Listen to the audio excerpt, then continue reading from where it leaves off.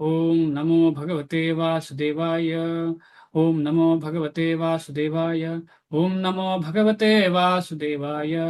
ಓಂ ಸುರಭ್ಯೇ ನಮಃ. ಓಂ ಸುರಭ್ಯೇ ನಮಃ. ಓಂ ಸುರಭ್ಯೇ ನಮಃ.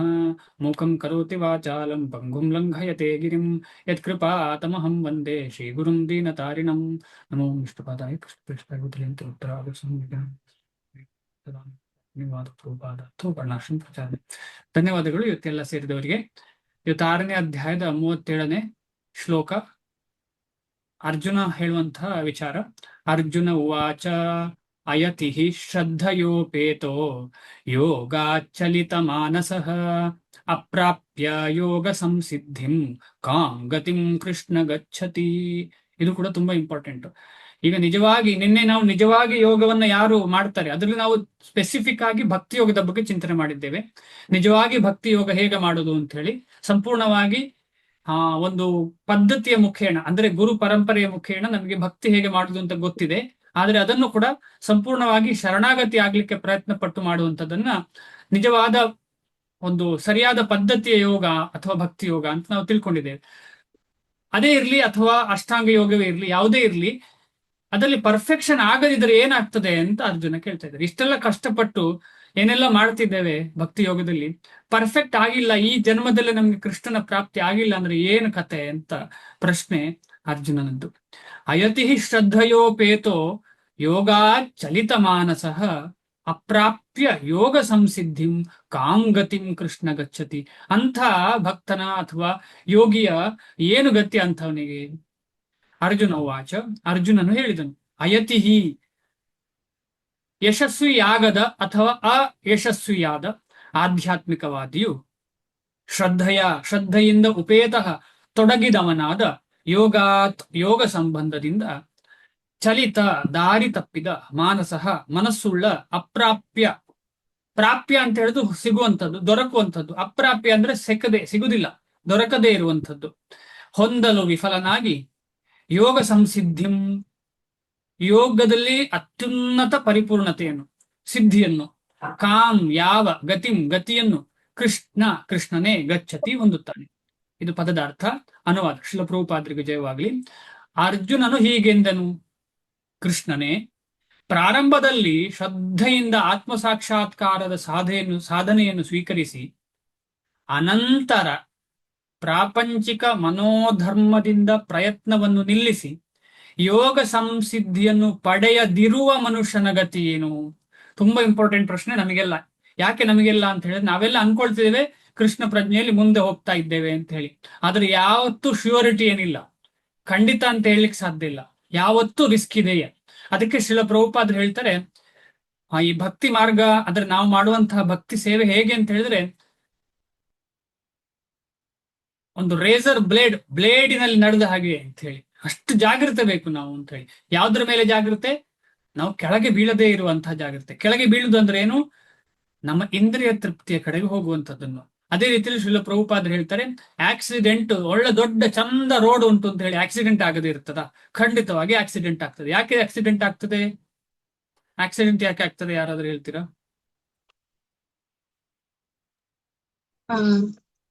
ಜಾಗ್ರತೆ ಇಲ್ಲದಿದ್ರೆ, ಜಾಗ್ರತೆ ಮಾಡಿಲ್ಲ ಅಂದ್ರೆ.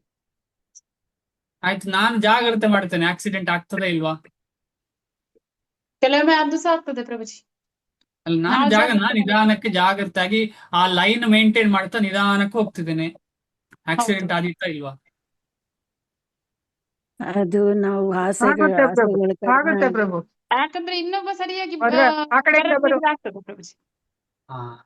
ಆ ಕಡೆಯಿಂದ ಬರ್ತಾರಲ್ಲ, ಈ ಕಡೆಯಿಂದ ಬರ್ತಾರಲ್ಲ, ಎಲ್ಲಿಂದ ಬಂದು ಯಾರಿಗೆ ಗುದ್ದಿಸ್ತಾರೆ ಅಂತ ಯಾರಿಗೆ ಗೊತ್ತು? ಆದ ಕಾರಣ ಇದೇ ರೀತಿಯಲ್ಲಿ ನಮ್ಮ ಜೀವನದಲ್ಲಿ ಕೂಡ ನಮ್ಮಲ್ಲಿ ಇರುವಂತ ಕರ್ಮಗಳು ಅಂದ್ರೆ ನಮ್ಮ ಕೈಯಲ್ಲಿ ಇಲ್ಲದ್ದು. ನಮ್ಮ ಕರ್ಮಗಳು ಅಂತ ಹೇಳಿದ್ರೆ ನಮ್ಮ ಕೈಯಲ್ಲಿ ಇಲ್ಲದ್ದು. ಅದು ಯಾವಾಗ ಬಂದು ಗುದ್ದುತ್ತದೆ ಅಂತ ನಮ್ಗೆ ಗೊತ್ತಿಲ್ಲ. ನಾವೆಷ್ಟೇ ಸತ್ತ ಹೋಗ್ತಾ ಇದ್ದೇವೆ, ಭಕ್ತಿಯೇ ಮಾಡ್ತಾ ಇದ್ದೇವೆ ಅಂತ ತಿಳ್ಕೊಳ್ಳೋದು. ಆದ್ರೆ ಈ ಕರ್ಮಗಳು, ಅದಕ್ಕೆ ಒಂದು ಉದಾಹರಣೆ ಶ್ರೀಲ ಪ್ರಭುಪಾದರು ಕೂಡ ಹೇಳ್ತಾರೆ. ತಿಳಿಯಾದ ನೀರಿರ್ತದೆ, ಯಾವುದರಲ್ಲಿ? ಜಲಾಶಯದಲ್ಲಿ ತಿಳಿಯಾದ ನೀರು. ಅಲ್ಲಿ ಏನಾಗ್ತದೆ, ಒಂದು ಸ್ವಲ್ಪ ಕೂಡ ಅಲ್ಲಾಡುದಿಲ್ಲ. ಆಗ ನಮ್ಗೆ ಬಗ್ಗಿ ನೋಡಿದ್ರೆ ಕೆಳಗೆ ಕಾಣ್ತದೆ, ಕೊಳಚೆ ಇದ್ರೆ ಕೊಳಚೆ ಕಾಣ್ತದೆ. ಹೆಚ್ಚಾಗಿ ಅಂತಹ ತಿಳಿ ನೀರು ಶೇಕೆ ಆಗದಿದ್ರೆ ಆಳದಲ್ಲಿ ಒಳ್ಳೆ ನೀರೇ ಇರ್ತದೆ, ಆಮೇಲೆ ಒಳ್ಳೆದೇ ಕಾಣ್ತದೆ. ಕೆಟ್ಟ ನೀರು ಇರುವಲ್ಲಿ ಜನರಲಿ ಹಾಗೆ ಕಾಣ್ಲಿಕ್ಕೆ ಸಾಧ್ಯ ಇಲ್ಲ. ಆದ ಕಾರಣ ಒಳ್ಳೆ ನೀರು ಕೆಳಗೆ ನೋಡಿದ್ರೆ ಬಗ್ಗಿದ್ರೆ ಕಾಣ್ತದೆ, ಶಾಂತವಾಗಿರುವಂತಹ ಜಲಾಶಯದಲ್ಲಿ. ಆದ್ರೆ ಒಂದು ಕಲ್ಲು ಹಾಕಿದ್ರೆ ಏನಾಯ್ತು, ಆ ಕಲ್ಲು ನಿಧಾನವಾಗಿ ಒಂದು ಅಲೆಯನ್ನ, ಅಂದ್ರೆ ಒಂದು ಸಲ ನೀರನ್ನ ಅಲೆ ಮಾಡ್ತದೆ, ಆ ಅಲೆ ಇನ್ನೊಂದು ಅಲೆಗೆ ಟಚ್ ಆಗ್ತದೆ, ಟಚ್ ಆಗಿ ಅಲೆ ಅಲೆ ಅಲೆ ಜಾಸ್ತಿ ಆಗ್ತಾ ಹೋಗ್ತದೆ, ಆಮೇಲೆ ನಿಧಾನಕ್ಕೆ ಕಮ್ಮಿ ಆಗ್ತದೆ, ಏನೇ ಇರ್ಲಿ. ಆದ್ರೆ ಒಂದು ಕ್ಷಣಕ್ಕೆ ಅದು ಜಾಸ್ತಿ ಆಯ್ತು, ಕಮ್ಮಿ ಆಗುದಿಲ್ಲ ಅಂತಲ್ಲ. ಅದೇ ರೀತಿಯಲ್ಲಿ ನಮ್ಮ ಒಳಗಿಂದ ಬರುವಂತಹ ಈ ಒಂದು ಕಾಮನೆಗಳಿರುವ ಆ ಕಾಮನೆಗಳು ಖಂಡಿತವಾಗಿ ಡಿಸ್ಟರ್ಬ್ ಮಾಡ್ತದೆ. ಅದಕ್ಕೋಸ್ಕರ ಈ ವೈರಾಗ್ಯ ಅಂತ ಹೇಳುವಂಥದ್ದು ತುಂಬಾ ಇಂಪಾರ್ಟೆಂಟು, ಅಭ್ಯಾಸ ಅಂತ ಹೇಳುವಂಥದ್ದು ತುಂಬಾ ಇಂಪಾರ್ಟೆಂಟು. ಹಾಗೆ ಮಾಡಿ ಮಾಡಿ ಮಾಡಿ ಕೆಲವು ಸಲ ನಾವು ಕಂಪ್ಲೀಟ್ ಆಗಿ ನಮ್ಗೆ ಈಗೋ ಬಂದ್ಬಿಡ್ತದೆ, ನಾವು ಪರ್ಫೆಕ್ಟೆಡ್ ಅಲ್ವಾ ಅಂತ ಹೇಳಿ. ಆ ಸಮಯದಲ್ಲಿ ಏನಾಗ್ತದೆ, ಈ ರೀತಿಯಲ್ಲಿ ಏನೋ ಒಂದು ಆಕ್ಸಿಡೆಂಟ್ ಆಗ್ಬಿಡ್ತದೆ. ಆಕ್ಸಿಡೆಂಟ್ ಆಗುವ, ಅಯ್ಯೋ ಇಷ್ಟು ವರ್ಷ ಮಾಡಿದ್ದೇನೆ ಆದ್ರೂ ನನಗೆ ಆಗ್ಲಿಲ್ಲಲ್ಲ, ನಾನು ಆ ಟೈಮಲ್ಲಿ ನನಗೆ ಫೋಕಸ್ ಮಾಡ್ಲಿಕ್ಕೆ ಆಗ್ಲಿಲ್ಲಲ್ಲ, ಆ ಟೈಮಲ್ಲಿ ನನಗೆ ಡಿಸಿಷನ್ ತಗೊಳ್ಲಿಕ್ಕೆ ಆಗ್ಲಿಲ್ಲಲ್ಲ, ಅಯ್ಯೋ ನನಗೆ ಕೋಪ ಬಂದ್ಬಿಡ್ತಲ್ಲ ಅವ್ರು ಹೇಳುವಾಗ ಅನ್ನಿಸ್ತದೆ. ಅಂದ್ರೆ ಆ ಅಲೆ ಬಂದಾಯ್ತು, ಹಾಗೆ ಅನ್ನಿಸುದು ತುಂಬಾ ಇಂಪಾರ್ಟೆಂಟ್. ಯಾಕಂದ್ರೆ ಆ ಅಲೆ ಕಮ್ಮಿ ಆಗ್ತಾ ಹೋಗ್ತದಾಗ. ಇಲ್ಲ ನಾನೇ ಅಂತ ಹೇಳಿ ಮುಂದೆ ಹೋಗುವವನು, ಆ ಈಗವನ್ನೇ ಡೆವಲಪ್ ಮಾಡಿದವನಿಗೆ ಆ ಅಲೆ ಜಾಸ್ತಿ ಜಾಸ್ತಿ ಆಗಿ ಅದೇ ವೃತ್ತಿಯಾಗಿ ಕೊನೆಗೆ ಭಕ್ತಿ ಮಾಡ್ಲಿಕ್ಕೆ ಕಷ್ಟ ಆಗುವಂತ ಸ್ಥಿತಿ.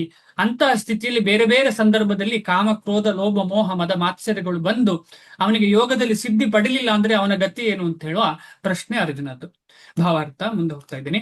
ಆತ್ಮ ಸಾಕ್ಷಾತ್ಕಾರದ, ಸಂಶಯ ಆದ್ರೆ ಮಧ್ಯೆ ನಿಲ್ಲಿಸಿ ದಯವಿಟ್ಟು. ಆತ್ಮ ಸಾಕ್ಷಾತ್ಕಾರದ ಅಥವಾ ಯೋಗದ ಮಾರ್ಗವನ್ನು ಭಗವದ್ಗೀತೆಯಲ್ಲಿ ಹೇಳಿದೆ. ಜೀವಿಯು ಈ ಜಡ ದೇಹವಲ್ಲ, ಅವನು ದೇಹದಿಂದ ಬೇರೆಯಾಗಿದ್ದಾನೆ. ಇದೇನು ದೇಹದಿಂದ ಬೇರೆಯಾಗಿದ್ದಾನೆ ಅಂದ್ರೆ? ಆತ್ಮ ಪ್ರಭುಜಿ. ಹೌದು, ಅಂದ್ರೆ ಇದು ನಾವು ಸಾಮಾನ್ಯ ಓದುವ ಭಾಷೆಯಲ್ಲಿ ಅಥವಾ ನಾವು ಮಾತಾಡೋ ಭಾಷೆಯಲ್ಲಿ ಬೇರೆ ಆಗಿದ್ದಾನೆ ಅಂದ್ರೆ ಹೊರಟೋಗಿದ್ದಾನೆ ಅಂತ ಅನ್ನಿಸ್ತದೆ. ಆದ್ರೆ ಇಲ್ಲಿ ಬೇರೆ ಅಂದ್ರೆ ಸಪರೇಟೆಡ್, ಅಂದ್ರೆ ಡಿಫರೆಂಟ್. ನೀವು ಹೇಳಿದ ಹಾಗೆ ಆತ್ಮ ಮತ್ತು ದೇಹ ಡಿಫರೆಂಟ್ ಅಂತ ಹೇಳೋ ವಿಚಾರ ಇಲ್ಲಿ ಒಂದೇ ಅಲ್ಲ. ಯಾಕಂದ್ರೆ ಅದರ ಕ್ವಾಲಿಟಿ ಇದರ ಕ್ವಾಲಿಟಿ ತದ್ವಿರುದ್ಧ ಕ್ವಾಲಿಟಿ. ಯಾವುದು ದೇಹದ ಕ್ವಾಲಿಟಿ, ದೇಹದ ಗುಣವು, ಆತ್ಮದ ಗುಣವು ವಿರುದ್ಧ ದಿಕ್ಕಿನಲ್ಲಿ ಇರುವಂತಹ ಗುಣಗಳು, ಸಮಾನ ಅಲ್ಲ. ಅದು ಯಾವ ದೃಷ್ಟಿಕೋನದಿಂದಲೂ ಸಮಾನ ಅಲ್ಲ. ಶಾಶ್ವತ ಜೀವನ, ಆನಂದ ಮತ್ತು ಜ್ಞಾನದಲ್ಲಿರುವ ಅವನ ಸುಖವು ಅಲೌಕಿಕವಾದ್ದು. ಯಾರ್ದಿದು? ಶಾಶ್ವತ ಜೀವನ, ಆನಂದ ಮತ್ತು ಜ್ಞಾನದಲ್ಲಿರುವ ಅವನ ಸುಖವು ಅಲೌಕಿಕವಾದ್ದು. ಯಾರ ಸುಖ ಅದು? ಆತ್ಮದು. ಆತ್ಮನ ಸುಖವು ಅಲೌಕಿಕವಾದ್ದು. ಧನ್ಯವಾದ ಮಾತಾಜಿ. ಅದು ಶರೀರ ಮತ್ತು ಮನಸ್ಸಿಗೆ ಅತೀತವಾದುದಾಗಿದೆ. ತುಂಬಾ ಇಂಪಾರ್ಟೆಂಟ್ ಇದು. ಇಲ್ಲಿ ಮನಸ್ಸು ಕೂಡ ಬಂತು. ಇದೇನು ವಿಚಾರ, ಮನಸ್ಸು ಕೂಡ ಇದು ಹಾಕಿದಾರಲ್ಲ ಇಲ್ಲಿ, ಏನು ಕತೆ?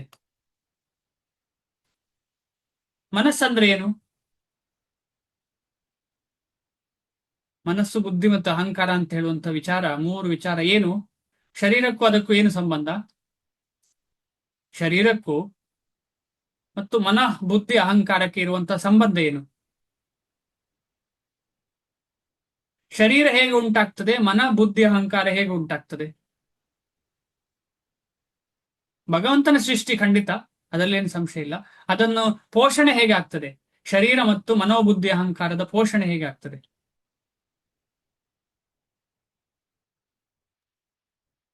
ಇಂದ್ರಿಯ ಶರೀರ ತೃಪ್ತಿಯಿಂದ ಪೋಷಣೆ ಪ್ರಭುಜಿ. ಫುಡ್ ಇಂದ ಇಂದ್ರಿಯ ತೃಪ್ತಿಯಿಂದ ಪ್ರಭುಜಿ. ಆಹಾ, ಸ್ಥೂಲ ಶರೀರ ಮತ್ತು ಸೂಕ್ಷ್ಮ ಶರೀರ. ಸೂಕ್ಷ್ಮ ಶರೀರ ಹೇಗೆ ಪರಿಪಕ್ವ ಆಗ್ತದೆ? ಮನಸ್ಸು, ಬುದ್ಧಿ, ಅಹಂಕಾರದಿಂದ ನಿರ್ಮಿತವಾಗಿದೆ ಸೂಕ್ಷ್ಮ ಶರೀರ. ಸೂಕ್ಷ್ಮ ಶರೀರವನ್ನು ಭಕ್ತಿ ಮಾಡಿದ್ರೆ ಮಾತ್ರ ಅದು ಪರಿಪಕ್ವ ಆಗ್ತದೆ.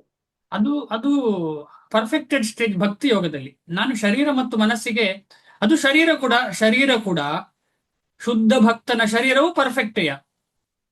ಈಗ ಶುದ್ಧ ಭಕ್ತರ ಶರೀರಕ್ಕೂ ಅವರ ದೇಹಕ್ಕೂ, ಅಂದ್ರೆ ದೇಹಕ್ಕೂ ಅವರ ಆತ್ಮಕ್ಕೂ ವ್ಯತ್ಯಾಸ ಇಲ್ಲ. ಕೃಷ್ಣನ ದೇಹಕ್ಕೂ ಆತ್ಮಕ್ಕೂ ವ್ಯತ್ಯಾಸ ಇಲ್ಲ.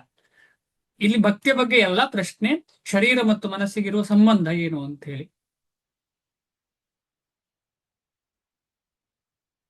ಅದೇ ತುಂಬಾ ಇಂಪಾರ್ಟೆಂಟ್ ಪ್ರಶ್ನೆ. ಅದಕ್ಕೋಸ್ಕರ ಪ್ರಸಾದಕ್ಕೆ ಸಂಬಂಧ ಇರೋ ಪ್ರಶ್ನೆ, ಆಹಾರಕ್ಕೆ ಸಂಬಂಧ ಪರೋ ಪ್ರಶ್ನೆ. ಗೊತ್ತಾಗ್ತಿಲ್ಲ? ಆಹಾರ ಶುದ್ಧೌ ಸತ್ವ ಶುದ್ಧಿ. ಎಸ್ ಹೇಳಿ, ಯಾರು ಹೇಳ್ತಿದ್ದಾರೆ? ಆಹಾರ ಶುದ್ಧೌ ಮನಸ್ಸು जैसा ಆತ್ಮ ಸತ್ವ. अन्न ಎರಡು वैसा मन ಅಂತ ಹೇಳ್ತಾರೆ. ಹಾ ಹೇಳಿ. जैसा अन्न वैसा मन ಅಂತ ಹೇಳಿ. ಜೈಸಾ ಅನ್ ವೈಸಾ ಮನ್ ಅಂತ ಹಿಂದಿಯಲ್ಲಿ ಇದೆ. ಕರೆಕ್ಟ್ ಮಾತಾಡಿ. ಅಂದ್ರೆ ಸಟ್ಟಲ್ ಸೂಕ್ಷ್ಮವಾದ ಆಹಾರದ ಸೂಕ್ಷ್ಮವು ಮನಸ್ಸನ್ನ ಮಾಡ್ತದೆ ಅಂತ ಹೇಳ್ತಾರೆ. ಮನಸ್ಸು ಹೇಗಾಗ್ತದೆ? ಆಹಾರದ ಸೂಕ್ಷ್ಮ ಭಾಗ ಮನಸ್ಸು, ಸ್ಥೂಲ ಭಾಗ ಶರೀರ. ಆಹಾರದ ನಾವು ಏನ್ ತಿಂತೇವೆ ಅದರ ಸ್ಥೂಲ ಭಾಗ ಶರೀರ ಆಗ್ತದೆ, ಸೂಕ್ಷ್ಮ ಭಾಗ ಇಂದ್ರಿಯ ಅಥವಾ ಮನಸ್ಸಾಗ್ತದೆ, ಅಂದ್ರೆ ಸೂಕ್ಷ್ಮ ಇಂದ್ರಿಯಗಳಾಗ್ತದೆ. ಅದ ಕಾರಣ ಆಹಾರ ಶುದ್ಧೌ ಸತ್ವ ಶುದ್ಧಿ, ಸತ್ವ ಶುದ್ಧೌ ಧ್ರುವ ಸ್ಮೃತಿ, ಸ್ಮೃತಿರ್ಲಂಬೆ ಸರ್ವಗ್ರಂಥೀನಾಂ ವಿಪ್ರಮೋಕ್ಷ. ಭಗವಂತನ ಪ್ರಾಪ್ತಿ ಆಗ್ಬೇಕಿದ್ರೆ ಗ್ರಂಥಿ ಭೇದನ ಆಗ್ಬೇಕು. ಗ್ರಂಥಿ ಭೇದನ ಅಂತ ಹೇಳಿದ್ರೆ ಇರುವಂತಹ ಎಲ್ಲ ಕಾಮ, ಕ್ರೋಧ, ಲೋಭ, ಮೋಹ, ಮದ ಇಂಥದ್ದೆಲ್ಲ ಇದೆಯಲ್ಲ ಕಾಮನೆಗಳು ನಮ್ಮ ಮನಸ್ಸಿನಲ್ಲಿ, ಈ ಯೋಚನಾ ಲಹರಿಯಲ್ಲಿ ಇರುವಂತಹ ಇದನ್ನೆಲ್ಲವನ್ನ ಭೇದಿಸಿ ಹೋಗುವಂತಹ ಕಾರ್ಯಪ್ರವೃತ್ತಿ, ಅದೇ ಭಕ್ತಿ ಮಾರ್ಗದಲ್ಲಿ ಇರುವಂಥದ್ದು. ಅದಕ್ಕೋಸ್ಕರ ಶ್ರೀಮದ್ ಭಾಗವತದಲ್ಲಿ ಹೇಳಿದೆ. ಏನ್ ಹೇಳಿದೆ? ಯಾರಿಗಾದ್ರೂ ಗೊತ್ತಿದೆಯಾ? ಭಿದ್ಯತೆ ಭಿದ್ಯತೆ ಹೃದಯ ಗ್ರಂಥಿ ಛಿದ್ಯಂತೆ ಸರ್ವ ಸಂಶಯಾ ಕ್ಷೀಯಂತೆ ಚಾಸ್ಯ ಕರ್ಮಾಣಿ ಮುಕ್ತ ಏವಾತ್ಮನೀಶ್ವರೇ. ಹೇಗೆ ಭಗವಂತನ ಸಾನ್ನಿಧ್ಯ ಸಿಗ್ತದೆ ಅಂತ ಹೇಳಿದ್ರೆ ಹೃದಯ ಗ್ರಂಥಿ ಭಕ್ತಿ ಮಾಡಿ ಮಾಡಿ ಭೇದನೆ ಆಗ್ತದೆ. ಅದರ ಅರ್ಥ ಏನು? ಅದನ್ನ ಅರ್ಥ ಸರ್ಜರಿ ಮಾಡಿ ಕಟ್ ಮಾಡುವ ಅರ್ಥ ಅಲ್ಲ ಅದು. ಆದ್ರೆ ಈ ಮನೋಕಾಮನೆಗಳನ್ನೆಲ್ಲ ಸಂಪೂರ್ಣವಾಗಿ ಭೇದಿಸಿ ಸಂಪೂರ್ಣವಾಗಿ ಭಕ್ತಿಯಲ್ಲೇ ತೊಡಗಿರ್ತದೆ ಆತ್ಮ ಅಂತ ಹೇಳಿ. ಭಿದ್ಯತೆ ಹೃದಯ ಗ್ರಂಥಿ ಛಿದ್ಯಂತೆ ಸರ್ವ ಸಂಶಯ. ಅವನಿಗೆ ಏನು ಸಂಶಯವೇ ಇಲ್ಲ, ಸಂಪೂರ್ಣ ಸಂಶಯ ನಾಶ ಆಗಿರ್ತದೆ. ಅಂದ್ರೆ ಭಗವಂತನೇ ನನ್ನ ಗುರಿ, ಬೇರೆಲ್ಲವೂ ಭಗವಂತನಿಗೆ ಸಂಬಂಧಪಟ್ಟದ್ದು ಅಂತ ಖಂಡಿತವಾಗಿ ಅವನ ಹೃದಯದಲ್ಲಿ ಗಟ್ಟಿಯಾಗಿ ಕೂತಿರ್ತದೆ. ಛಿದ್ಯಂತೆ ಸರ್ವ ಸಂಶಯ ಕ್ಷೀಯಂತೆ ಚಾಸ್ಯ ಕರ್ಮಾಣಿ. ಕರ್ಮದ ವಿಷಯ ಬಂತು. ಅಂತವನಿಗೆ ಕರ್ಮದ ಸೋಗೇ ಇಲ್ಲ, ಕರ್ಮ ಡಿಸ್ಟರ್ಬೇ ಮಾಡುದಿಲ್ಲ. ಆದ್ರೆ ನಮಗೆ ಹಾಗಲ್ಲ. ನಾವು ಈಗ ತಾನೇ ಭಕ್ತಿಯನ್ನು ಶುರು ಮಾಡಿದವರಿಗೆ ಕರ್ಮದ ಬಾಧೆ ಉಂಟು. ಯಾವುದೋ ಒಂದಿನ ಕೋಲ್ಡ್ ಬಂದಿದೆ ಅಂತೇಳಿ ಇದು ಕೃಷ್ಣ ಟೆಸ್ಟ್ ಮಾಡ್ತಿದ್ದೇನೆ ಅಂತ ನಾವು ಅನ್ಕೊಳ್ಬಹುದು. ಅದು ಬೇರೆಯವರಿಗೆ. ನಮಗೆ ಗೊತ್ತಿರಬೇಕು ನಮಗೆ ಕರ್ಮದ ಅನುಭವ, ಇದು ಕರ್ಮದಿಂದ ಬರ್ತಾ ಇರುವಂತದ್ದು. ಬೇರೆ ಯಾವುದೋ ಭಕ್ತರಿಗೆ ಕೋಲ್ಡ್ ಬಂತು ಅಂತ ಹೇಳಿದ್ರೆ ಅದು ಕೃಷ್ಣ ಟೆಸ್ಟ್ ಮಾಡ್ತಿದ್ದಾನೆ ಅಂತ ನಾವು ತಗೊಳ್ಳೋಣ, ಅವರ ಕರ್ಮ ಅಂತ ಹೇಳೋದು ತಪ್ಪು ನಾವು. ಆದ್ರೆ ನಮಗೆ ಆಗುವಾಗ, ನನಗೆ ಕೋಲ್ಡ್ ಬರುವಾಗ ಇದು ಕೃಷ್ಣ ಟೆಸ್ಟ್ ಮಾಡ್ತಾ ಇದ್ದಾನೆ ಅಂತ ಅನ್ಕೊಳ್ಳೋದಲ್ಲ. ಇದು ನನ್ನ ಕರ್ಮದಿಂದ ಆಗಿದೆ, ಈ ಕರ್ಮವನ್ನು ನಾನು ಅನುಭವಿಸಲೇಬೇಕು, ಕೃಷ್ಣನ ಸೇವೆ ಇದರ ಜೊತೆ ಮಾಡಲೇಬೇಕು ನಾನು. ಅದ ಕಾರಣ ಈ ರೀತಿಯ ಚಿಂತನೆ ತುಂಬಾ ಅಗತ್ಯ. ಹಾಗೆ ಅಂತ ಹೇಳಿ ಬೇರೆ ಭಕ್ತರಿಗಲ್ಲ. ಛಿದ್ಯಂತೆ ಸರ್ವ ಸಂಶಯ. ಈ ರೀತಿಯಲ್ಲಿ ಸಂಪೂರ್ಣವಾಗಿ ಯಾವಾಗ ದೇಹ ಮತ್ತು ಇಂದ್ರಿಯಗಳು ಎಲ್ಲವೂ ಶುದ್ಧ ಆಗ್ಬೇಕು ಅಂತ ಹೇಳಿದ್ರೆ ಪ್ರಸಾದ. ಅದಕ್ಕೋಸ್ಕರ ಆಹಾರ ಶುದ್ಧವು. ಶುದ್ಧ ಆಹಾರ ಅಂದ್ರೆ ಏನು? ಸಾತ್ವಿಕವಾದ ಆಹಾರವನ್ನ ಕಳೆದ ಕ್ಲಾಸಲ್ಲಿ ಯಾವತ್ತೂ ಒಂದು ಡಿಸ್ಕಷನ್ ಮಾಡಿದ್ದೇವೆ. ಶುದ್ಧವಾದ ಆಹಾರವನ್ನ ಭಗವಂತನಿಗೆ ಕೊಟ್ರೆ ಅದು ನಿಜವಾದ ಶುದ್ಧತೆ. ಭಗವಂತನಿಗೆ ಕೊಡ್ಲಿಲ್ಲ ಅಂತ ಹೇಳಿದ್ರೆ ಅದರಲ್ಲಿ ಶುದ್ಧಿ ಇಲ್ಲ. ಯಾಕಂತ ಹೇಳಿದ್ರೆ ಎಲ್ರಿಗೂ ಗೊತ್ತು, ನಾವು ಎಷ್ಟೇ ಚೆನ್ನಾಗಿ ಸ್ನಾನ ಮಾಡಿದ್ರು 2 ನಿಮಿಷ 3 ನಿಮಿಷ ಆಗುವಾಗ ನಾವು ಬೆವರಿದ್ರೆ ನಮ್ಗೆ ಗೊತ್ತು ನಾವು ಹೇಗಿದ್ದೇವೆ ಅಂತ ಹೇಳಿ. ದಿನದಲ್ಲಿ 3 ಸಲ ಸ್ನಾನ ಮಾಡಿದ್ರು ನಾವು ಶುದ್ಧತೆ ಆಗ್ಲಿಕ್ಕೆ ಸಾಧ್ಯ ಇಲ್ಲ. ಅದಕ್ಕೋಸ್ಕರ ಅಪವಿತ್ರ ಪವಿತ್ರೋ ವಾ ಸರ್ವಾವಸ್ಥಾಂ ಯತೋಪಿ ವಾ ಯಸ್ಮರೇತ್ ಪುಂಡರೀಕಾಕ್ಷಂ ಸಬಾಹ್ಯಾಭ್ಯಂತರ ಶುಚಿ. ಒಳಗೂ ಹೊರಗೂ ಶುದ್ಧಿ ಆಗುವುದು ಯಾವಾಗ ಅಂತ ಹೇಳಿದ್ರೆ ಯಾವಾಗ ಪುಂಡರೀಕಾಕ್ಷನನ್ನ ಯಾವತ್ತು ನಾವು ಸ್ಮರಣೆ ಮಾಡುವಾಗ. ಯಾವಾಗ ನಾವು ಪುಂಡರೀಕಾಕ್ಷನನ್ನ ಸ್ಮರಣೆ ಮಾಡ್ತಾ ಇರ್ತೇವೆ ಆಗ ಮಾಯೆಗೆ ದಾರಿಯೇ ಇಲ್ಲ. ಅಲ್ಲಿ ಮಾಯೆ ಅಂದ್ರೆ ಕೊಳಚೆಗೆ, ಅಂದ್ರೆ ಮಟೀರಿಯಲ್ ವಿಚಾರಕ್ಕೆ ದಾರಿಯೇ ಇಲ್ಲ, ಅಂಧಕಾರಕ್ಕೆ ದಾರಿಯೇ ಇಲ್ಲ ಅಲ್ಲಿ. ಆದ ಕಾರಣ ಸ್ಮರೇತ್, ಸ್ಮರಣ ಮಾಡಬೇಕು ನಾವು ಸಂಪೂರ್ಣವಾಗಿ. ಸ್ಮರೇತ್ ಪುಂಡರೀಕಾಕ್ಷಂ ಸ ಬಾಹ್ಯ ಅಭ್ಯಂತರ ಶುಚಿ. ಒಳಗು ಹೊರಗು ಅಂದ್ರೆ ಶರೀರವು ಮನಸ್ಸು ಶುದ್ಧಿ ಆಗ್ತದೆ ಯಾವಾಗ? ಪ್ರಸಾದ ಸ್ವೀಕರಣೆ. ಹಾಗೆ ಅಂತ ಹೇಳಿ ಏನೋ ಒಂದು ಪ್ರಸಾದ ಅಲ್ಲ, ನಿಜವಾಗಿ ಭಗವಂತನ ಸೇವೆ ಅಂತ ಹೇಳಿ ಮಾಡುವಂತಹ ಒಂದು ಭೋಗವನ್ನ ಭಗವಂತನಿಗೆ ಅರ್ಪಿಸಿ ಯಾರು ತಗೊಳ್ತಾನೆ ಅವನ ಶರೀರವು ಮನಸ್ಸು ಬದಲಾವಣೆ ಆಗ್ತದೆ. ಬರೀ 7 ವರ್ಷದಲ್ಲೇ ಬದಲಾವಣೆ ಆಗಿ ಸಂಪೂರ್ಣ ಭಕ್ತಿಯ ಸೇವೆ ನಡಲಿಕ್ಕೆ ಸಾಧ್ಯ ಅವನ ಅಂಥವನಿಗೆ ಅಂತ ಹೇಳಿ ವೈಷ್ಣವರು ಹೇಳ್ತಾರೆ. ಆದ ಕಾರಣ ಯಾವುದು ಈ ಶರೀರ ಮತ್ತು ಮನಸ್ಸಿಗೆ ಅತೀತವಾದ್ದು? ಆತ್ಮ. ಈ ಆತ್ಮದ ಅರಿವೇ ಆತ್ಮ ಸಾಕ್ಷಾತ್ಕಾರದ ಮೂಲ ತತ್ವವಾಗಿದೆ. ಇದನ್ನು ಅರಿಯುವುದು ಹೇಗೆ ಸಾಧ್ಯ ಅಂತ ಹೇಳಿದ್ರೆ ಈ ರೀತಿಯ ಚರ್ಚೆಯ ಮುಖಾಂತರ, ಈ ರೀತಿಯ ಆಧ್ಯಾತ್ಮಿಕ ವಿಚಾರಗಳನ್ನ ಓದುವುದರಿಂದ, ಬರೀ ನಾನೇ ಮನೆಯಲ್ಲಿ ಕೂತು ಓದುವುದರಿಂದಲ್ಲ, 3-4 ಜನ ಸೇರಿ ಓದಿ ಅದರ ಬಗ್ಗೆ ಚರ್ಚೆ ಮಾಡುವಾಗ, ಹೌದಲ್ಲ, ನಾನು ಈ ದೇಹ ಅಲ್ಲ, ನಾನು ಈ ಮನಸ್ಸಲ್ಲ. ಇದನ್ನು ಭಗವತ್ಪಾದ ಶಂಕರಾಚಾರ್ಯರು ಕೂಡ ಹೇಳಿದ್ದಾರೆ. ನಾನು ಈ ದೇಹ ಅಲ್ಲ, ಈ ಮನಸ್ಸಲ್ಲ ಅಂತ ಹೇಳಿದ್ದಾರೆ ಅವರು. ಆಮೇಲೆ ಶ್ರೀಮದ್ ಭಾಗವತಂ ಅಂತ ಹೇಳ್ತಾರೆ, ನಾಹಂ ದೇಹೋ ದೇಹ ಭಾಜಾಂ ನೃಲೋಕೆ ಕಷ್ಟಾನ್ ಕಾಮಾನ್ ಅರ್ಹತೆ ವಿಡ್ಭುಜಾಂತೆ ಅಂತ ಹೇಳಿ. ಅಂದ್ರೆ ಈ ದೇಹ ಅಲ್ಲ ನಾನು, I am not this body ಅಂತ. ಆತ್ಮ ಸಾಕ್ಷಾತ್ಕಾರವನ್ನು ಜ್ಞಾನ ಮಾರ್ಗದಿಂದಲೂ, ಅಷ್ಟಾಂಗ ಯೋಗ ಪದ್ಧತಿಯ ಅಭ್ಯಾಸದಿಂದಲೂ ಅಥವಾ ಭಕ್ತಿ ಯೋಗದಿಂದಲೂ ಸಾಧಿಸಲು ಜನರು ಪ್ರಯತ್ನಿಸುತ್ತಾರೆ. ಅಂದ್ರೆ ಈ ಮೂಲಕ ಮುಖ್ಯವಾಗಿ ಎಷ್ಟು ಯೋಗ ಪದ್ಧತಿ ಇದೆ, ಯಾರಾದ್ರೂ ಹೇಳಲಿಕ್ಕೆ ಬಯಸ್ತೀರಾ? ಎಷ್ಟು ಯೋಗ ಪದ್ಧತಿ ಇದೆ? ಇಡೀ ಯೋಗ ಪದ್ಧತಿಯಲ್ಲಿ ಎಷ್ಟು ಪದ್ಧತಿ ಇದೆ? 3 ಈಗ ಬೇರೆ ಬೇರೆ ಹೆಸರು ಹೇಳ್ತೇವೆ, ಆದ್ರೆ ಮುಖ್ಯವಾಗಿ ಇರುವುದು ಯಾವುದು? 3 ಇಲ್ಲಿ 3 ಹೇಳಿದೆ, ಆದ್ರೆ ಮುಖ್ಯವಾಗಿ ಯಾವುದು? ಭಕ್ತಿ ಯೋಗ, ಜ್ಞಾನ ಯೋಗ. ಸರಿಯಾಗಿ ಹೇಳಿ ಮಾತಾಜಿ, ಕರೆಕ್ಟ್ ಆಗಿ ಹೇಳ್ತಾ ಇದ್ದೀರಿ, ಕರೆಕ್ಟ್ ಆಗಿ ಹೇಳಿ, ಧೈರ್ಯದಿಂದ ಹೇಳಿ. ಭಕ್ತಿ ಯೋಗ, ಜ್ಞಾನ ಯೋಗ, ಕರ್ಮ ಯೋಗ. ಅದು 3 ಆಯ್ತು, ಇಲ್ಲೇ ಹೇಳಿದ್ದಾರೆ. ಅದು ಅಷ್ಟಾಂಗ ಯೋಗ. ಎರಡೇ ಮಾರ್ಗ. ಒಂದು ಜ್ಞಾನ ಮಾರ್ಗ, ಎರಡನೇದು ಭಕ್ತಿ ಮಾರ್ಗ. ಎರಡೇ ಮಾರ್ಗ. ಕರ್ಮಿಗಳು ಅಥವಾ ಯೋಗಿಗಳು ಜ್ಞಾನಿಗಳ ಸಂಘಕ್ಕೆ ಹೋದ್ರೆ ಜ್ಞಾನ ಮಾರ್ಗ ತಗೊಂಡು ಅವ್ರೇನಾಗ್ತಾರೆ? ಜ್ಞಾನ ಮಾರ್ಗದ ಉದ್ದೇಶ ಏನು? ಭಗವಂತನನ್ನು ತಿಳ್ಕೊಳ್ಳೋದು. ಭಗವಂತನ ಬ್ರಹ್ಮ ಐಕ್ಯ, ನಿರಾಕಾರ ಬ್ರಹ್ಮ ಅಥವಾ ಬ್ರಹ್ಮ ಐಕ್ಯ, ಆಯ್ತಾ? ಆದ್ರೆ ಬ್ರಹ್ಮನ್ ರಿಯಲೈಸೇಷನ್ ಜ್ಞಾನಿಗಳದ್ದು. ಅಷ್ಟಾಂಗ ಯೋಗ ಮಾಡುವವರು ಕರ್ಮಿಗಳು ಮುಖ್ಯ, ಅಥವಾ ಕೆಲವೊಂದು ಸಲ ಜ್ಞಾನಿಗಳು ಕೂಡ ಭಕ್ತರ ಸಂಘ ಮಾಡಿದ್ರೆ ಏನಾಗ್ತದೆ? ಭಗವಂತನ ಸೇವೆ ದೊರಕ್ತದೆ ಅವರಿಗೆ. ಇದು ಎರಡೇ ನಿಜವಾದ ಮಾರ್ಗ. ಅಷ್ಟಾಂಗ ಯೋಗದಲ್ಲಿ ಪರಮಾತ್ಮನ ಸೇವೆ ಮಾಡಿ ಅವರ ಮುಖ್ಯ ಉದ್ದೇಶ ಏನಾಗಿರ್ತದೆ? ಭಗವಂತನ ಸೇವೆ ಅಂತ ಹೇಳಿದ್ರೆ ಏನಾಗ್ತದೆ? ಭಕ್ತಿ ಯೋಗಕ್ಕೆ ಹೋಗ್ತಾರೆ. ಅಷ್ಟಾಂಗ ಯೋಗ ಮಾಡಿ ಭಗವಂತ ನಿರಾಕಾರ ಅಂತ ತಿಳ್ಕೊಂಡ್ರೆ ಏನಾಗ್ತದೆ? ಅವನು ಕೆಳಗೆ ಜ್ಞಾನ ಯೋಗ ಮಾರ್ಗಕ್ಕೆ ಬರ್ತಾನೆ. ಏನಾದ್ರೂ ಸಂಶಯ ಇದೆ ಇದರಲ್ಲಿ? ಸೂಕ್ಷ್ಮ ದೃಷ್ಟಿಯಿಂದ ನೋಡಿದ್ರೆ ಎರಡೇ ಮಾರ್ಗ. ಅದು ಭಗವದ್ಗೀತೆಯಲ್ಲಿ ಕೂಡ ಮುಂದೆ ಬರ್ತದೆ, ಎರಡೇ ಮಾರ್ಗ, ಭಕ್ತಿ ಮತ್ತು ಜ್ಞಾನ. ಸರಿ, ಮುಂದೆ ಹೋಗ್ತಿದ್ದೀನಿ. ಪ್ರಶ್ನೆ ಇದ್ರೆ ಆಮೇಲೆ ಚರ್ಚೆ ಮಾಡೋಣ. ಆದ ಕಾರಣ ಈಗ ಬೇರೆ ಬೇರೆ ಯೋಗ ಮಾರ್ಗಗಳು, ಎಲ್ಲ ಮಾರ್ಗಗಳಿಂದ ಉದ್ದೇಶ ಏನು? ಉದ್ದೇಶ ಏನು ಅಂತ ಹೇಳಿದ್ರೆ ಇಂದ್ರಿಯ ತೃಪ್ತಿಯಿಂದ ಹೊರಗೆ ಬರುವುದು, ಆಮೇಲೆ ಆತ್ಮ ಸಾಕ್ಷಾತ್ಕಾರ. ಅವರಿಗೆ ಆತ್ಮ ಸಾಕ್ಷಾತ್ಕಾರ ಅಂತ ಹೇಳುವ ಪದಕ್ಕೆ ಬೇರೆ ಬೇರೆ ಡೆಫಿನಿಷನ್. ಕರ್ಮಯೋಗದಲ್ಲಿ ಆತ್ಮ ಸಾಕ್ಷಾತ್ಕಾರಕ್ಕೆ ಡೆಫಿನಿಷನ್ ಬೇರೆ, ಜ್ಞಾನ ಯೋಗದಲ್ಲಿ ಆತ್ಮ ಸಾಕ್ಷಾತ್ಕಾರದ ಡೆಫಿನಿಷನ್ ಬೇರೆ, ಆಮೇಲೆ ಭಕ್ತಿ ಯೋಗದಲ್ಲಿ ಅಥವಾ ಬೇರೆ ಯಾವುದೇ ಯೋಗದಲ್ಲಿ ಬೇರೆ ಬೇರೆ ಡೆಫಿನಿಷನ್. ಸೇಮ್ ಡೆಫಿನಿಷನ್ ಅಲ್ಲ ಆತ್ಮ ಸಾಕ್ಷಾತ್ಕಾರ ಅಂತ ಹೇಳಿದ್ರೆ. ಭಕ್ತಿಯಲ್ಲಿ ಆತ್ಮ ಸಾಕ್ಷಾತ್ಕಾರ ಅಂತ ಹೇಳಿದ್ರೆ ಭಗವಂತನ ಸದಾ ನಿರಂತರ ಸೇವೆ ಸಿಗುವಂಥದ್ದೇ, ಸೇವೆಯಲ್ಲಿ ತೊಡಗುವಂಥದ್ದೇ. ಎಲ್ಲೇ ಇದ್ರೂ ಆ ಸೇವೆ ಮತ್ತು ಭಗವಂತನ ನಿರಂತರ ಸಂಬಂಧ ಆ ಸೇವೆ ಮುಖಾಂತರ ಆಗುವುದನ್ನೇ ಆತ್ಮ ಸಾಕ್ಷಾತ್ಕಾರ ಭಕ್ತಿಯಲ್ಲಿ. ಈ ಒಂದೊಂದು ಪ್ರಕ್ರಿಯೆಯಲ್ಲಿಯೂ ಮನುಷ್ಯನು ಹಲವು ವಿಷಯಗಳನ್ನು ಅರ್ಥ ಮಾಡಿಕೊಳ್ಳಬೇಕು. ಜೀವಿಯ ಸಹಜ ಸ್ವರೂಪ, ಭಗವಂತನೊಡನೆ ಅವನ ಸಂಬಂಧ ಮತ್ತು ಕಳೆದು ಹೋದ ಕೊಂಡಿಯನ್ನು ಮತ್ತೆ ಪಡೆದುಕೊಂಡು ಕೃಷ್ಣ ಪ್ರಜ್ಞೆಯ ಅತ್ಯುನ್ನತ ಹಂತವನ್ನು ಸಾಧಿಸಲು ಅಗತ್ಯವಾದ ಕರ್ಮಗಳು, ಇವನ್ನು ಅರಿಯಬೇಕು.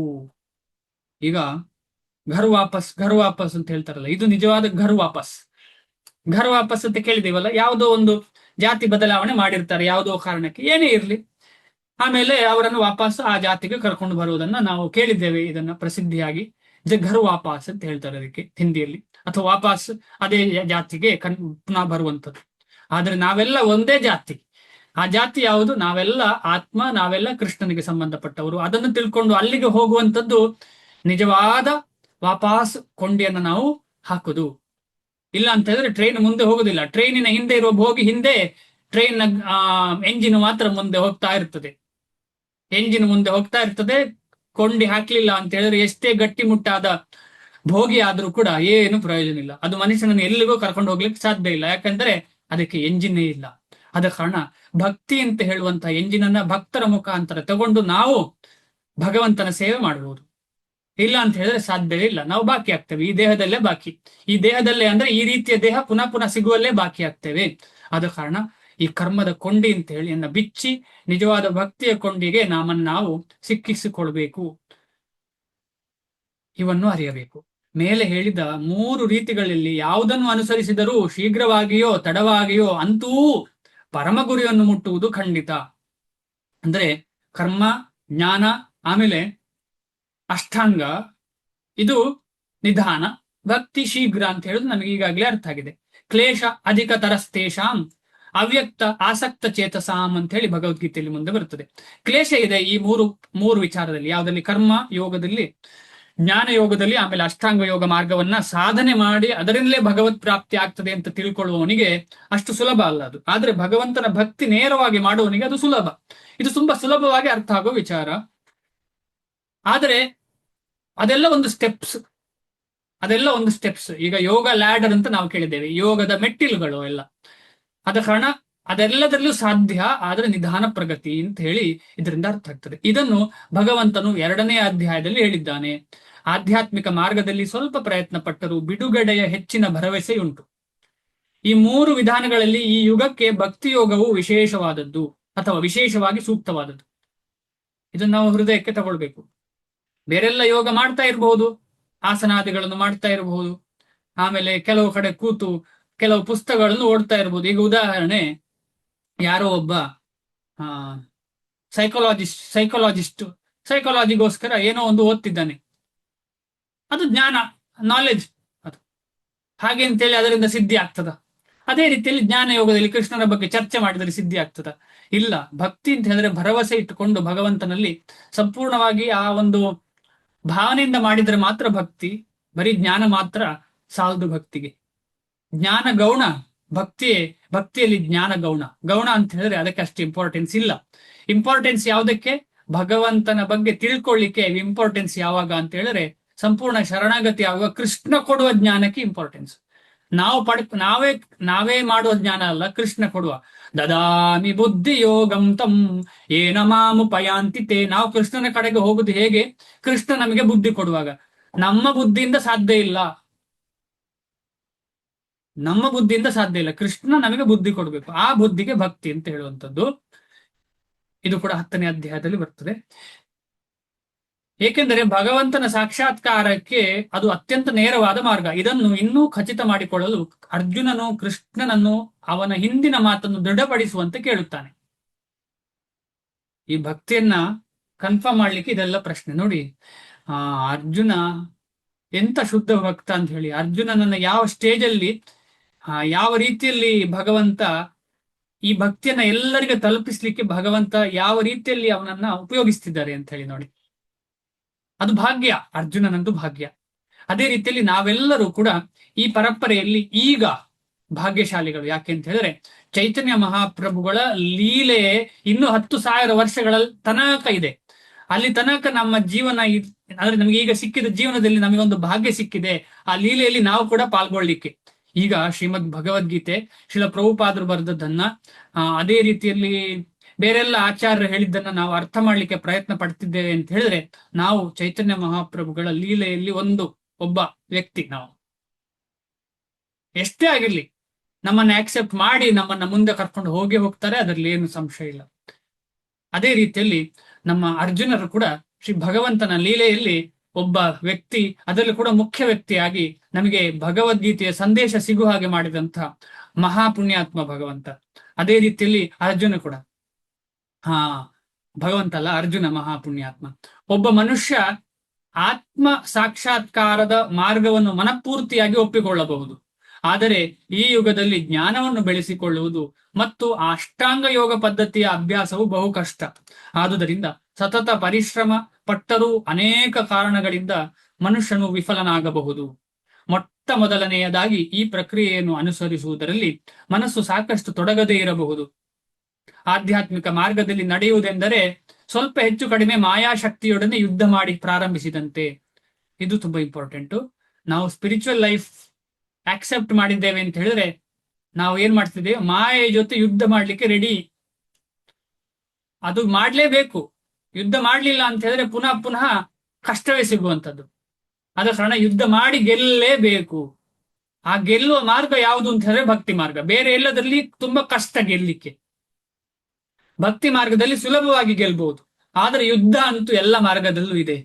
ಈ ಮಾರ್ಗದಲ್ಲಿ, ಭಕ್ತಿ ಮಾರ್ಗದಲ್ಲಿ, ಯುದ್ಧದಲ್ಲಿ ನಮಗೆ ನೇರವಾಗಿ ಹೇಗೆ ಅರ್ಜುನನಿಗೆ ಕೃಷ್ಣ ಸಪೋರ್ಟ್ ಆಗಿ ನಿಂತ, ಅದೇ ರೀತಿಯಲ್ಲಿ ಭಕ್ತಿ ಯೋಗದಲ್ಲಿ ನೇರವಾಗಿ ಕೃಷ್ಣನೇ ಇರ್ತಾನೆ ನಮ್ಮ ಜೊತೆ. ಈಗ ನಾನು ಕೇಳ್ಪಟ್ಟಿದ್ದೇನೆ, ಯಾರು ಹರೇ ಕೃಷ್ಣ ಮಹಾಮಂತ್ರ ಜಪ ಮಾಡ್ತಾ ಇರ್ತಾರೆ ಕೂತ್ಕೊಂಡು ಸಂಪೂರ್ಣ ಶ್ರದ್ಧೆಯಿಂದ, ಅವರಿಗೆ ಪ್ರೊಟೆಕ್ಟಿವ್ ಆಗಿ ಯಾರಿದ್ದಾರೆ ಹಿಂದೆ? ಯಾರಾದ್ರೂ ಹೇಳ್ತೀರಾ? ಭಗವಂತನ ನಿತ್ಯ ಕೈಂಕರ್ಯ ಮಾಡುವ ವ್ಯಕ್ತಿ ಯಾರಿದ್ದಾರೆ ಹಿಂದೆ? ಗುರುಗಳು. ಗುರುಗಳು ಯಾರ ರೂಪ? ಭಗವಂತನ ಕರೆಕ್ಟ್ ಆಗಿ ಹೇಳಿದ್ರಿ. ಭಗವಂತನ ಪ್ರತಿನಿಧಿ. ಯಾರು ಗುರುಗಳು? ಯಾರ ಪ್ರತಿನಿಧಿ? ಯಾರನ್ನು ಪ್ರತಿನಿಧಿಸುದು? ಮುಖ್ಯವಾಗಿ ನಾವೆಲ್ಲ ಕೇಳಿದ್ದೇವೆ, ರಾಧಾರಾಣಿ ಎಲ್ಲ ಹೇಳ್ತಾರೆ. ಆದ್ರೂ ಅದಕ್ಕಿಂತ ಜಾಸ್ತಿಯಾಗಿ ನಾವು ಕೇಳ್ಪಟ್ಟದ್ದು ಯಾವಾಗ? ಅದು ಪ್ರೇಮ ಲೆವೆಲ್ಗೆ ಬರುವಾಗ ಆ ರಾಧಾರಾಣಿಯ ರೆಪ್ರೆಸೆಂಟೇಟಿವ್. ಅದಕ್ಕಿಂತ ಮುಂಚೆ ನಮಗೆ ಈಗ ಯಾರ ರೆಪ್ರೆಸೆಂಟೇಟಿವ್? ಹನುಮಂತನ ಪ್ರಭು. ಇಲ್ಲ.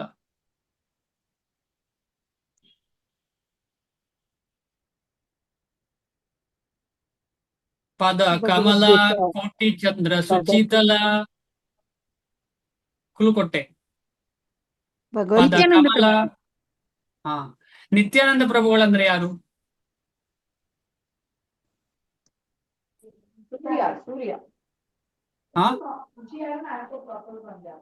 ಏನು? ನಿತ್ಯಾನಂದ ಪ್ರಭುಗಳು ಯಾರು ನಿತ್ಯಾನಂದ ಪ್ರಭುಗಳಂದ್ರೆ? ಬಲರಾಮ ಅಂದ್ರೆ ಯಾರು? ಸಂಕರ್ಷಣ. ಸಂಕರ್ಷಣ ಅಂದ್ರೆ ಯಾರು? ಕೃಷ್ಣ ಪರಮಾತ್ಮ. ಕೃಷ್ಣ ಪರಮಾತ್ಮ ಅಂದ್ರೆ ಕೃಷ್ಣ. ಅದಿಲ್ಲ, ಆಯ್ತು. ಕೃಷ್ಣ ಪರಮಾತ್ಮ ಬೇರೆ ಕಡೆ ಹೋಗ್ತಾ ಉಂಟು ಈಗ. ಕೃಷ್ಣ ಪರಮಾತ್ಮನ ಎಕ್ಸ್ಪಾನ್ಷನ್. ಸುಲಮತ್ತಜಿ ಹೇಳ್ತಿದ್ದಾರೆ. ಈಗ ಶ್ರೀರಂಗಮಲ್ಲಿ ಅಥವಾ ಎಲ್ಲಿ ಶ್ರೀರಂಗಪಟ್ಟಣದಲ್ಲಿ ಯಾರಾದ್ರೂ ಹೋಗಿದ್ರೆ ನಾರಾಯಣ ಅಥವಾ ವಿಷ್ಣು ಎಲ್ಲಿ ಮಲಗಿದ್ದಾರೆ? ಆದಿಶೇಷ ಅಂದ್ರೆ ಬಲರಾಮ ಆದಿಶೇಷ ಇದೆಲ್ಲ ಒಂದೇ ಶಕ್ತಿ. ಅವ್ರಿಗೆ ಏನ್ ಹೇಳ್ತಾರೆ? ಸರ್ವೈಟರ್ ಅಂತ ಹೇಳ್ತಾರೆ. ಏನ್ ಹೇಳ್ತಾರೆ? ಇದು ಕೃಷ್ಣ ಅಂತ ಹೇಳಿದ್ರೆ ಪರಮೋತ್ತಮ ಪರಮ ಪುರುಷ. ಆಮೇಲೆ ಬಲರಾಮ ಅಂದ್ರೆ ಏನು? ಸರ್ವೈಟರ್ ಲಾರ್ಡ್. ಅದಕ್ಕೆ ಕನ್ನಡದಲ್ಲಿ ಏನ್ ಹೇಳ್ತಾರೆ? ಆದಿಗುರು. ಆದಿಗುರು. ಕರೆಕ್ಟ್, ನೀವು ಹೇಳಿದ್ದು ಕರೆಕ್ಟ್. ಅಂದ್ರೆ ಸರ್ವಿಸ್ ಅಲ್ಲಿ ಫಸ್ಟ್ ಅವರೇ. ಒಂದು ಸೈಡ್ ಇಂದ, ಎರಡು ಸೈಡ್ ಅಲ್ಲಿ, ಒಂದು ಸೈಡ್ ಅಲ್ಲಿ ರಾಧಾರಾಣಿ, ಇನ್ನೊಂದು ಸೈಡ್ ಅಲ್ಲಿ ಸರ್ವಿಸ್ ಅಲ್ಲಿ ಫಸ್ಟ್ ಅವರೇ. ಮತ್ತಜ್ಜಿ ಕನ್ನಡದಲ್ಲಿ ಹೇಳ್ತಿದ್ರ? ಸೇವಕ ಭಗವಾನ್. ಕರೆಕ್ಟ್, ಧನ್ಯವಾದ.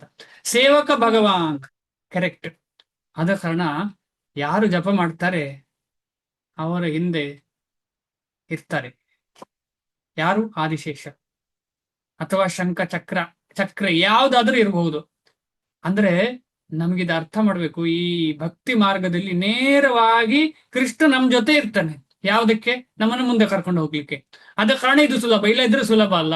ಬೇರೆ ಮಾರ್ಗದಲ್ಲಿ ಅದಾಗುದಿಲ್ಲ. ಅಷ್ಟಾಂಗ ಯೋಗ ಮಾರ್ಗದಲ್ಲಿ, ಜ್ಞಾನ ಮಾರ್ಗದಲ್ಲಿ, ಕರ್ಮ ಮಾರ್ಗದಲ್ಲಿ, ಅಥವಾ ಬೇರೆ ಯಾವುದೋ ಒಂದು ಕುಂಡಲಿನಿ ಮಾರ್ಗ, ಆ ಮಾರ್ಗ, ಈ ಮಾರ್ಗದಲ್ಲಿ ಇದಾಗುದಿಲ್ಲ.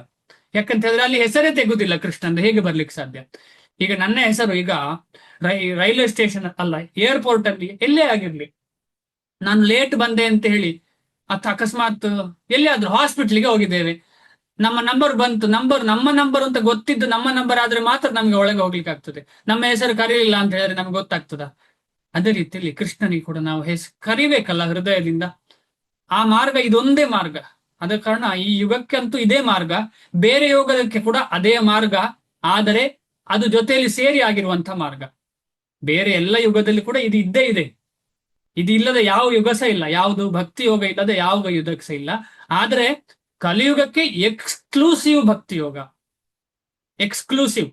ಆದ್ರೆ ಬೇರೆ ಯುಗಕ್ಕೆ ಇನ್ಕ್ಲೂಸಿವ್ ಭಕ್ತಿ ಯೋಗ. ಇದಕ್ಕೆ ಕನ್ನಡದಲ್ಲಿ ಹೇಗೆ ಹೇಳುದು? ಕಲಿಯುಗಕ್ಕೆ ಎಕ್ಸ್ಕ್ಲೂಸಿವ್ ಅಂದ್ರೆ ಬೇರೆ ಯಾವ ಮಾರ್ಗ ಇಲ್ಲ, ಇದೊಂದೇ ಮಾರ್ಗ.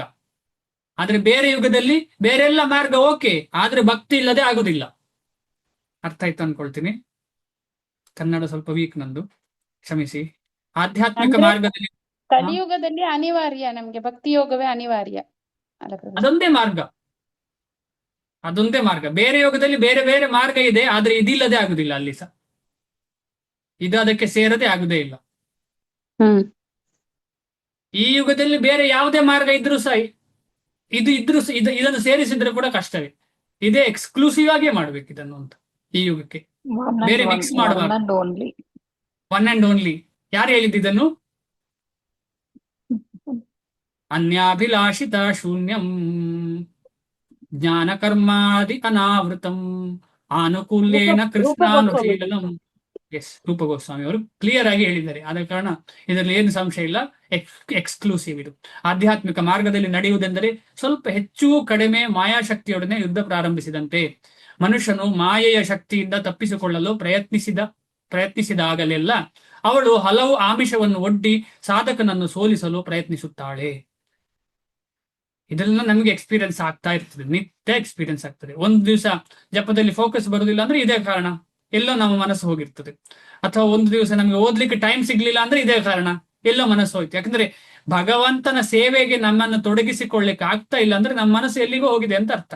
ಎಲ್ಲಿಗೆ ಹೋಗ್ತದೆ ಅದು? ಭಗವಂತನ ಕಡೆಗೆ ಹೋಗದಿದ್ರೆ ಮಾಯ ಕಡೆ ಹೋಗ್ತಾ ಇದೆ ಅಂತ. It's very simple to understand. ಐಹಿಕ ಶಕ್ತಿಯ ಗುಣಗಳಿಂದ ಬದ್ಧವಾದ ಆತ್ಮವು ಆಗಲೇ ಆಧ್ಯಾತ್ಮಿಕ ಶಿಸ್ತುಗಳನ್ನು ಆಚರಿಸುವಾಗಲೂ ಮತ್ತೆ ಆಕರ್ಷಣೆಗೆ ಒಳಗಾಗುವ ಸಾಧ್ಯತೆ ಇದ್ದೇ ಇದೆ. ಇದನ್ನು ಯೋಗಾಚಲಿತ ಮಾನಸಃ, ಯೋಗದಲ್ಲಿ ಇಲ್ಲದ ಮನಸ್ಸು ಅದು ಅಂತೇಳಿ. ಯೋಗದಿಂದ ಚಲಿತ, ದೂರ ಹೋದ ಮನಸ್ಸು ಅಂದ್ರೆ ಕೃಷ್ಣನಲ್ಲಿ ಬೇರು ಊರದೇ ಇರುವಂತಹ ಮನಸ್ಸು. ಹೀಗೆಂದರೆ ಆಧ್ಯಾತ್ಮಿಕ ಮಾರ್ಗದಿಂದ ದೂರವಾಗುವುದು. ಆ ಮನಸ್ಸು ಯಾವಾಗ ಕೃಷ್ಣನಿಂದ ಹೊರಗಡೆ ಹೋಗಿದೆ ಅಂದ್ರೆ ಆಧ್ಯಾತ್ಮಿಕ ಮಾರ್ಗದಿಂದ ದೂರ ಆಗಿದೆ ಅಂತ ಅರ್ಥ. ಒಂದ್ಸಲ ಚಿಕ್ಕ ಶಾಲೆಯಲ್ಲೆಲ್ಲ ಇರುವಾಗ ತಲೆಗೆ ಹೋಯ್ತಾ ಅಂತ ಟೀಚರ್ ಕೇಳ್ತಾರಂತೆ. ಹೋಯ್ತು. ಏನು ಹೋಯ್ತು? ಅದು ಹಲ್ಲಿಯ ತಲೆ ಅದು ಆ ಗೋಡೆಯಲ್ಲಿರೋ ರಂಧ್ರದ ಒಳಗೆ ಹೋಯ್ತು. ಅಷ್ಟೇ ಅವನ ತಲೆಗೆ ಅರ್ಥ ಆದ್ದು. ಎಲ್ಲಿ ಅವನ ಫೋಕಸ್ ಇದ್ದದ್ದು ಗೋಡೆಯಲ್ಲಿ ಒಂದು ತೂತಲ್ಲಿ ಹಲ್ಲಿ ಅದರ ಒಳಗೆ ಹೋಗುವಂತಹ ಅದನ್ನೇ ನೋಡ್ತಾ ಇದ್ದಾನೆ ಅವ. ತಲೆಗೆ ಹೋಯ್ತಾ ಅಂತ ಹೇಳಿದ್ರೆ ತಲೆ ಒಳಗೆ ಹೋಯ್ತು ಅಂತ ಹೇಳ್ತಾ ಇದ್ದಾನೆ. ಆ ರೀತಿಯಲ್ಲಿ ನಮಗೆ ಒಂದು ಕ್ಷಣ ನಮ್ಮ ಮನಸ್ಸು ನಮ್ಮ ಪರಮ ಗುರು ಭಗವಂತ, ಆಮೇಲೆ ಎಲ್ಲ ಗುರು ಪರಂಪರೆಯಲ್ಲಿ ಬಂದ ಆಚಾರ್ಯ ಹೇಳುವುದನ್ನ ನಾವು ಒಂದು ಸೆಕೆಂಡ್, ಒಂದು ನಿಮಿಷ ಆ ಕಡೆ ಈ ಕಡೆ ಆದ್ರೆ ತಲೆ ಹೋಯ್ತು. ಆತ್ಮ ಸಾಕ್ಷಾತ್ಕಾರದ ಮಾರ್ಗದಿಂದ ಬೇರೆಯಾದರೆ ಪರಿಣಾಮವೇನು ಎಂದು ತಿಳಿಯಲು ಅರ್ಜುನನು ಕುತೂಹಲಿಯಾಗಿದ್ದಾನೆ. ನೆಕ್ಸ್ಟ್ ಬರ್ತದೆ ಏನದು ಅಂತ ಹೇಳಿ. ಇವತ್ತು ಇಲ್ಲಿಗೆ ಇದನ್ನು ನಿಲ್ಸೋಣ, ಆಮೇಲೆ ಸ್ವಲ್ಪ ಬೇರೆ ವಿಚಾರ ಚರ್ಚೆ ಮಾಡೋಣ. ಏನಾದ್ರೂ ಪ್ರಶ್ನೆ ಇದೆಯಾ?